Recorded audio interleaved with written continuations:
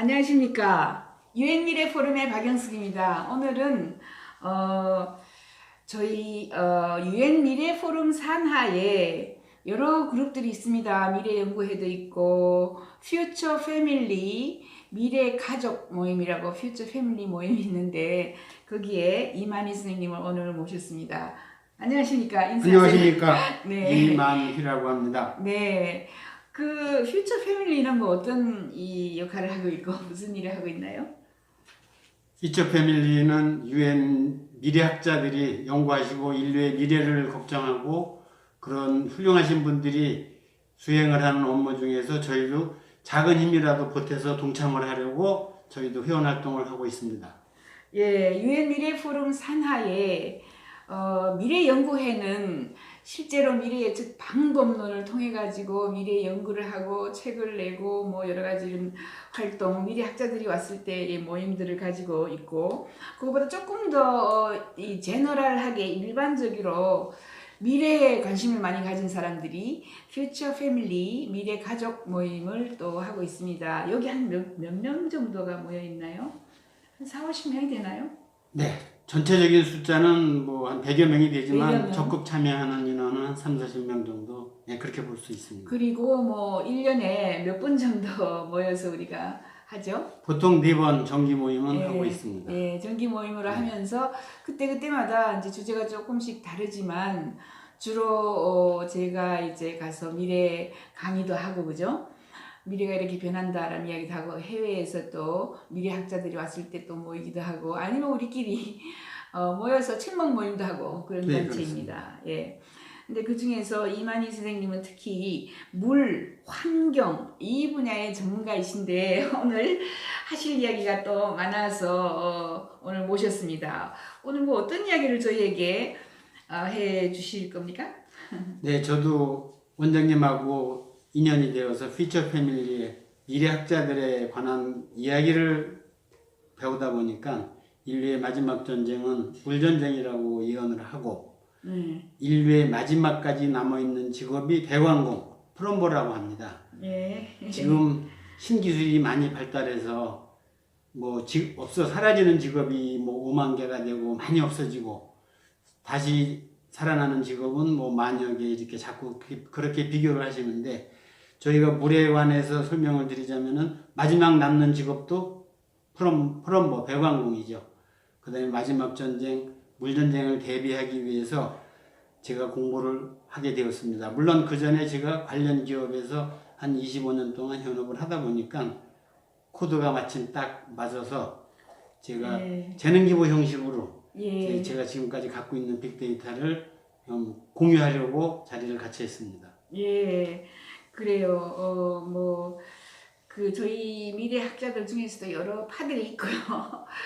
저희는 이제 뭐 물전쟁이 마지막 전쟁이다 이런 이야기도 하지만 결국은 기후변화, 크게 이야기하면 이제 기후변화에 대한 대안이 없이는 우리가 다 같이 죽는다, 공멸한다, 뭐 이런 이야기를 하죠. 그리고 거대한 산업은 저희는 가장 큰 산업이 지금 현재 AI, 인공지능, AI 블록체인.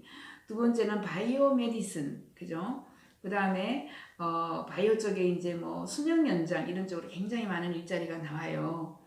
그뿐만 아니라 신세틱 바이올로지 해가지고 뭐 합성 생물학 해서 이제 뭐 조금 끔찍해 보이긴 하지만 사람을 다시 디자이너 베이비 뭐 이런 것도 만들 수 있고 다양하게 암도 대체할 수 있는, 그리고 오늘 나온 지식 중에 하나는 이제 크리스퍼 가위라는 게 있어요. 그게 유전자 편집가인데 유전자 편집가위로 내가 원하는 유전자를 가지고 와서 그것을 배양을 해서 키워요. 그러면은 그게 배양육이 되고, 그리고 크리스퍼 가위에서 배양육 플러스 두 가지 기술을 이용하면은 이제 축산농업이 없어진다 이런 기술이, 제가 하루에 새롭게 받는 기술만 해도 4,000개, 5,000개가 되는데 오늘 온 새로운 기술 중에 하나는 크리스퍼 가위, 유전자 편집 가위를 이용해서 또 지금은 뭐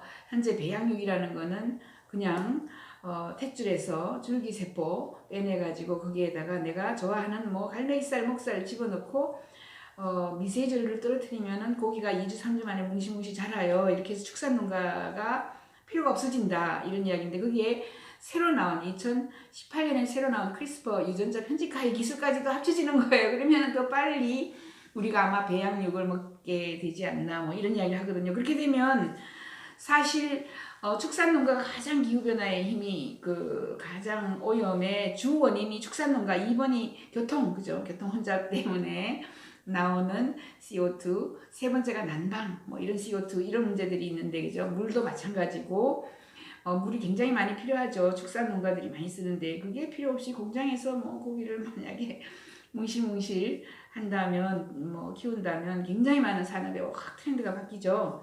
그렇게 해서 뭐 저희는 배관공이 뭐 마지막 직업이다까지는 이야기하지 않지만 기후 변화를 그죠 다루는 이런 직업들이 아마 마지막까지 살아남을 것이다.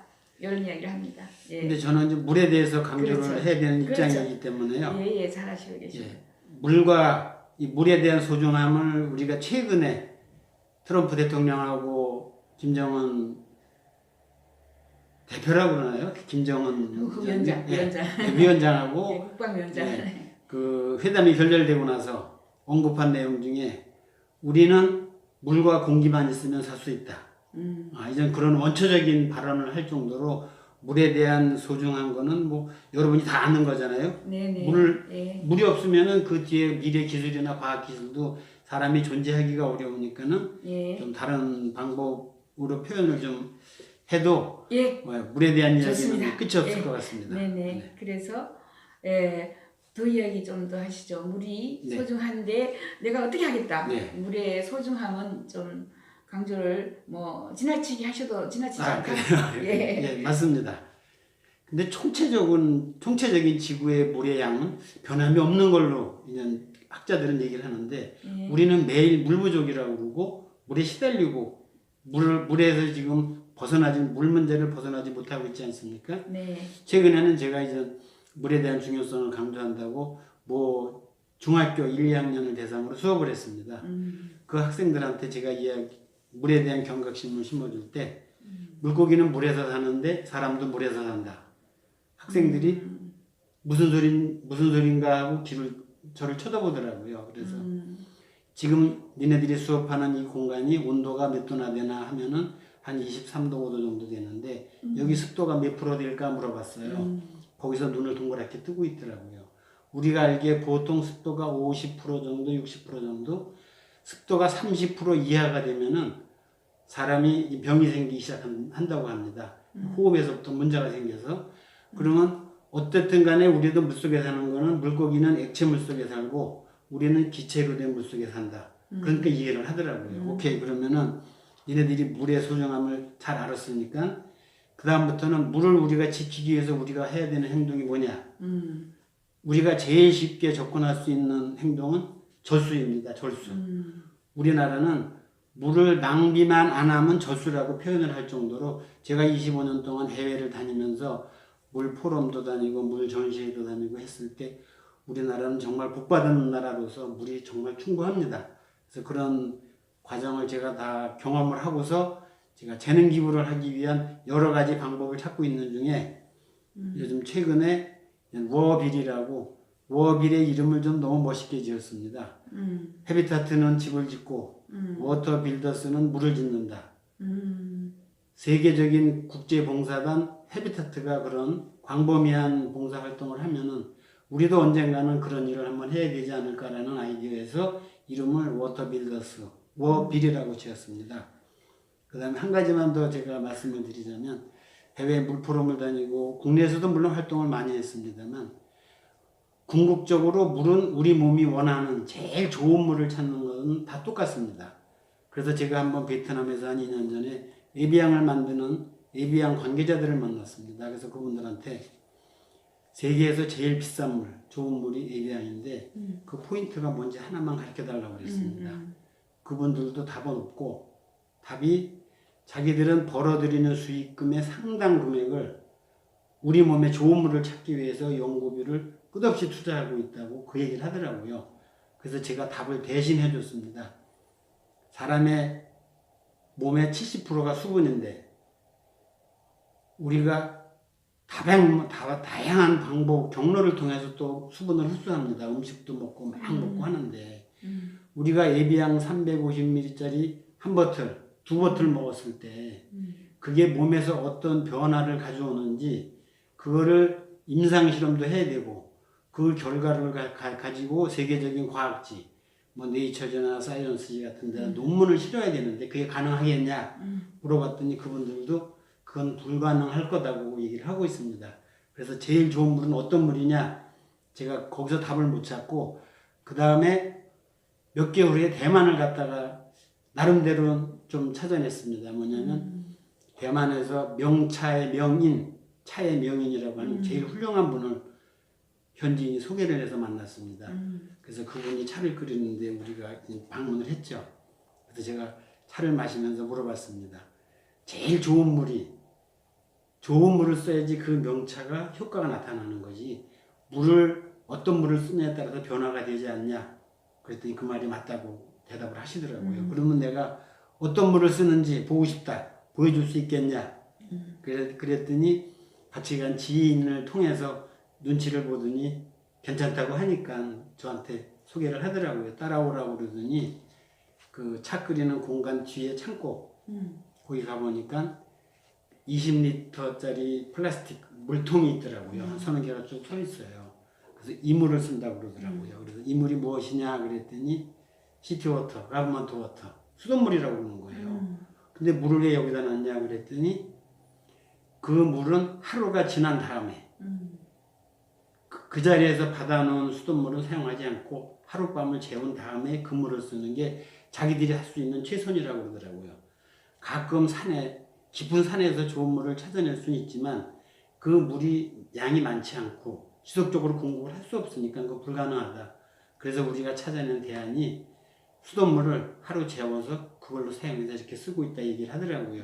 그래서 결론은 제가 물은 우리 몸이 원하는 물, 제일 좋아하는 물, 우리한테 몸에 필요한 물은 어떤 거냐라고 얘기를 했을 때 우리나라에서도 옛날에는 자리끼 물이라고 해서 어른들이 잠을 주무시면 엄마가 이렇게 물을 떠났습니다. 하룻밤을 자고 나서. 그런 이론하고 제가 같이 이해를 하고 있는데 물론 그 부분도 뭐 임상 실험이나 어떤 그 과학지에 실릴 정도의 논문을 쓰기에는 충분하지 않다고 봅니다. 그 물이 차지하는 양이 그렇게 충분하지 않기 때문에 불가능할 거라고 생각합니다. 그래서 제가 중금속은 어떻게 하나요? 그러면 중금속은 어떻게 빼내나? 중금속은 일단 우리가 수돗물을 먹을 때는 우리도 이제 뭐 아리수도 있지만은 어느 나라도 다 그 정도의 수준은 제가 여기서 나름대로 연구한 거 하나를 설명드리자면은 모든 사람들이 제일 좋은 물을 찾을 때는 미국의 FDA의 승인을 받는 그 서티파이 중에서 NSF라는 게 있습니다. 그래서 그걸 세계적으로 미국에서 관리하는 수돗물의 어떤 모든 시설이나 장치의 최고 으뜸으로 쳐주는 아주 유명한 그런 검사 기관인데 만약에 그 검사 기관에서 먹는 물을 에비앙 수준으로 그렇게 정확하게 다 검증을 한다 그러면은 지구상에 230개나 되는 그 나라 중에서 아주 후진국들은 그 물을 어떻게 미국에 가서 NSF의 미국 수질에 맞는 그 정도의 품질을 인증받을 수가 없는 거죠. 그럼 그 사람들은 물을 못 먹는 거 아닙니까? 그래서 제 생각에는 미국 FDA에서도 사람들이 먹어야 되는 물은 최소한의 기준, 그 다음에 사람한테도 저항력이 있고 면역력이 나름대로 다 있으니까 그 정도 선에서 먹을 수 있는 물에 FDA에서 인증을 해준다고 제가 생각을 하고 있습니다. 예. 그래요. 예. 좋은 발견을 하셨네요. 네. 그리고 뭐 준비도 많이 해오셨는데 저기 네. 양변기 뭐 네. 이런 준비도 해오시고 또 어떤 이야기를 저희에게 전해 주실까요? 또 하나는 제가 좀 재능 기부를 하는 차원에서 아까 워터 빌더스라고 얘기를 했는데 그러면 워빌에 국민들이 참여하기 위해서는 뭔가 이슈를 줘야 돼요. 뭔가 재미를 줘야 되고 물론 다 재미만 있는 거는 아닐 수도 있습니다. 제가 3가지 포인트로 하고 있습니다.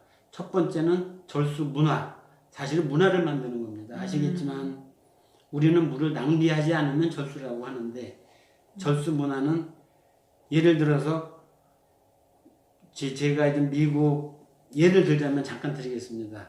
미국, 독일, 일본, 이스라엘 이쪽 사람들을 만나서 그분들하고 이런 그 강의에 제가 참가를 했었어요. 물론 이스라엘은 물 사정이 아주 안 좋은 나라죠. 집에서 설거지를 할 때도 항상 다라에 그릇에 담아놓고 한꺼번에 설거지를 하고 심지어는 샤워를 할 때도 동성끼리 같이 들어간다고 합니다.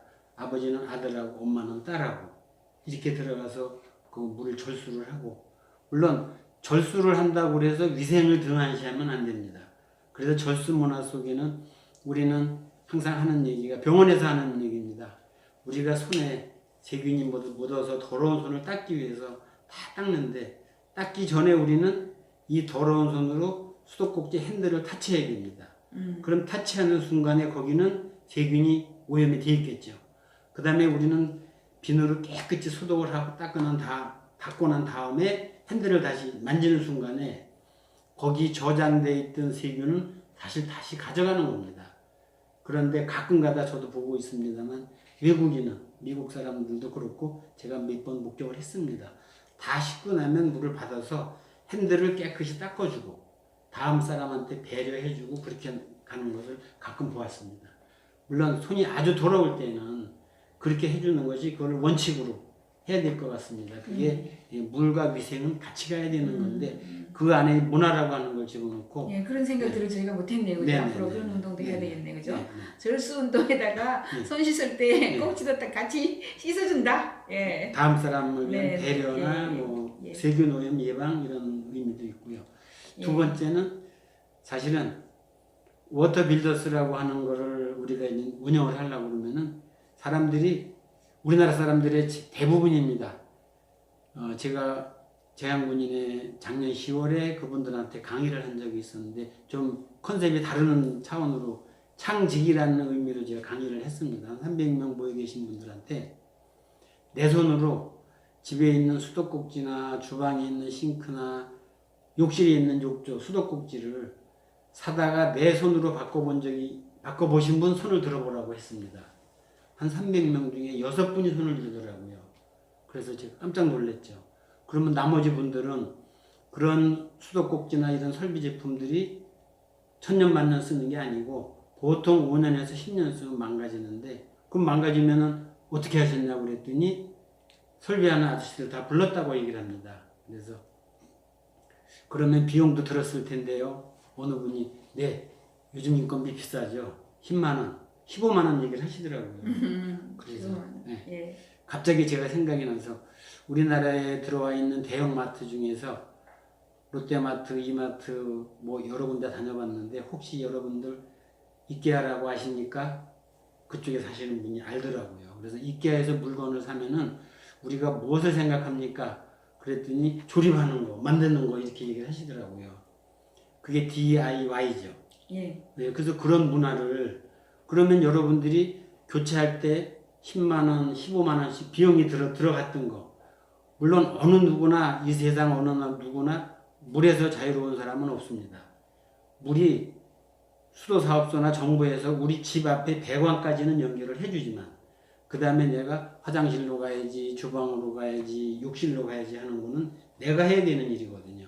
그러면 일단 집을 지을 때는 설비업체들이 와서 하지만 그 다음에 유지보수는 내가 해야 되니까 거기에 맞는 제품을 선택하고 AS를 어떻게 하고 유지보수하는 그 교체할 때 하는 그런 과정을 제가 다 그분들한테 무려 8시간 교육을 받으면 이론에서부터 고장 원인, AS 요령, 그 다음에 교체를 할 때는 어떻게 설치되어 있는 것을 분해를 해서 다시 설치를 해야 되는 그 과정까지 제가 다 교육을 시켜드리면 여러분들은 그 인건비 일단은 벌고 들어가는 거 아닙니까? 그렇죠. 네. 지금 저희 뭐 오늘 어저께 계속해서 초고령화 시대에 간다. 우리 인구가 지금 올해부터 준다.